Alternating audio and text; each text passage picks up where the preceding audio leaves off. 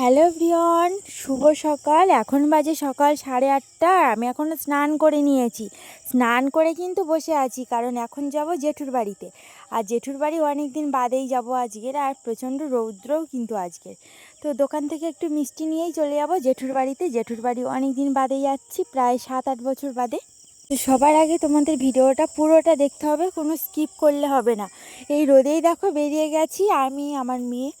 আর sleeveless কুর্তিটাই পরেছিলাম। এতটা গরমে কিন্তু কুর্তি পরাটা ভীষণ অসম্ভব হয়ে পড়ে, বিশেষ করে আমার কাছে। শাড়ি পরা খুব একটা অভ্যাসও নেই, সেই জন্য আমি যেখানে যাই কুর্তি পরেই যাই। তো অনেকেই অনেক কথা বলে, আর বিশেষ করে আমাদের এটা তো গ্রাম, তো গ্রামে প্রচুর প্রচুর কমেন্ট আসে, কিন্তু আমার সামনে আসে না, সব পিছনেই কিন্তু কমেন্টগুলো আসে। যাই হোক, যে যার পড়া খাওয়া সব নিজের ব্যাপার, পার্সোনাল ব্যাপারে কেউ কারোর হস্তক্ষেপ করা উচিত নয়, তাই নয় কি? তো চলো, সাইকেলে নিয়ে সোজা চলে যাচ্ছি। ব্যাগে কিন্তু মিষ্টির প্যাকেটটা রয়েছে। এবার সোজা ঝটপট চলে যাচ্ছি। আর দিদিদের এদিকে এত সুন্দর মাঠ পাবো সত্যিই ভাবিনি। পুরো বাঁ সাইডটাতে দেখো, পুরো ফাঁকা মাঠ। এগুলো সব চাষ জমি, জানো তো। এগুলো বর্ষাকালে ধান চাষ হয়, আবার এই গরমের সময় ধান চাষ হয়ে গেছে কিছুদিন আগে। তো এখনও বেশ কিছুটা দূরেই ওদের বাড়ি। তবে আমার হয়তো যেতে অনেকটাই লেট হবে। আর সাইকেলটাও খুব প্রবলেম হয়ে যাচ্ছিল, কারণ সাইকেলটা ভাইজির সাইকেল নিয়ে এসেছি, আমার সাইকেল খুব একটা চলন নেই। যাই হোক করে জলটা নিয়ে আসি। তারপর ওদের বাড়ি চলে এসেছি। এসে অনেক গল্পগুজব করছিলাম, তোমাদের সাথে আর দেখানোই হয়নি। আমার যে এত ভুল হয়ে গেছে কি বলবো। আর সে ভুলের আসছি, মানে আমি যদি দেখাতাম, কিন্তু ওদের সাথে অনেক দিন বাদে দেখা হয়েছে, তো পরিবারের লোকজনের সাথে দেখবে অনেক বছর বাদে দেখা হলে কিন্তু ভীষণ একটা মন খারাপ হয়। অনেক গল্পগুজব জমে থাকে। এবার গল্প করতে করতে ভিডিও করতে ভুলেই গেছিলাম, সরাসরি খাওয়ার ভিডিওতে চলে এসেছিলাম। চিকেন বানিয়েছে, শাকের ভাজা, আর এখানে হচ্ছে মাংস। তারপর বাড়ি এসেছি প্রায় 4:30-5টা নাগাদ।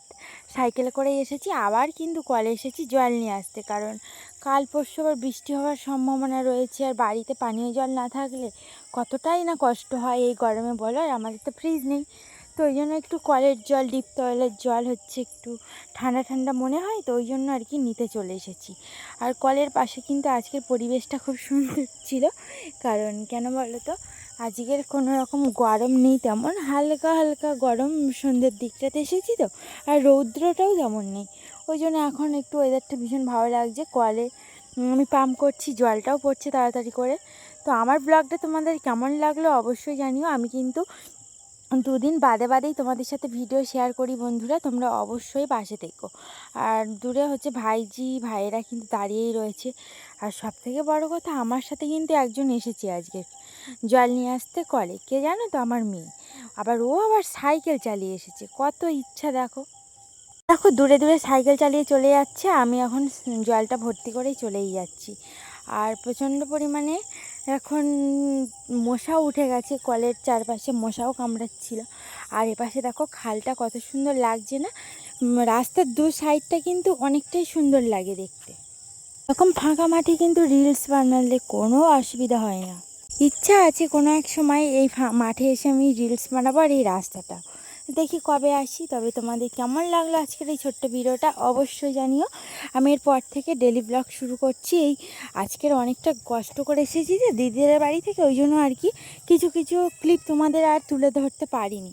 তবে যতটাই তুলে ধরেছি তোমাদের আশা করছি ভালো লেগেছে। অবশ্যই সাবস্ক্রাইব করো, লাইক করো, শেয়ার করো, কমেন্ট বক্সে জানিও কেমন হয়েছে। দেখো আমার মেয়ে কিন্তু অনেক দূরে চলেই গেছে। চলো এবার তাড়াতাড়ি করে ফিরে যাই। টাটা, দেখা হচ্ছে।